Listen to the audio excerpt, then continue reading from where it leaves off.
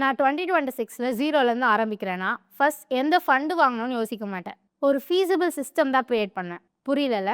முக்காவாசி investors loss ஆகிறதுக்கான reasons பார்த்தா, மார்க்கெட் கிராஷை விட லைஃப் கிராஷ் தான் அதிகமாக இருக்குது. ப்ரையராக ப்ரிப்பேர் ஆகாமல் இன்வெஸ்ட் பண்ணுறது தான் இதுக்கு மெயின் காரணம். இதை சிம்பிளாக டேக்கிள் பண்ணணும்னா, இந்த 3 விஷயத்தை ப்ரியாரிட்டைஸ் பண்ணணும். ஃபர்ஸ்ட், இருக்கிறத ப்ரொடெக்ட் பண்ணணும்.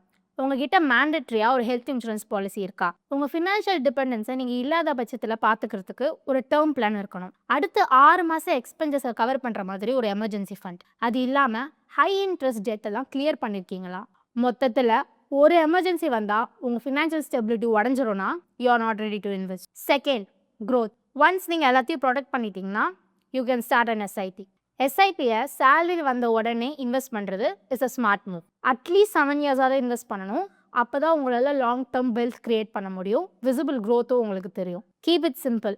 அடிக்கடி செக் பண்ணணும்னு அவசியம் இல்லை. போர்ட்ஃபோலியோ ரிவ்யூ மட்டும் பண்ணால் போதும். Because wealth comes from consistency, not constant changes. Third, enjoy. ரொம்பவும் உங்கள் நீதை நீங்கள் ரெஸ்ட்ரிக்ட் பண்ணிட்டு இருந்தீங்கன்னா சீக்கிரமாக குவிட் பண்ணிடுவீங்க. நம்மளோட கோல் என்ஜாய்மெண்ட்டை ரெஸ்ட்ரிக்ட் பண்ணுறது கிடையாது, மைண்ட்ஃபுல்லாக ஸ்பெண்ட் பண்ணுறது.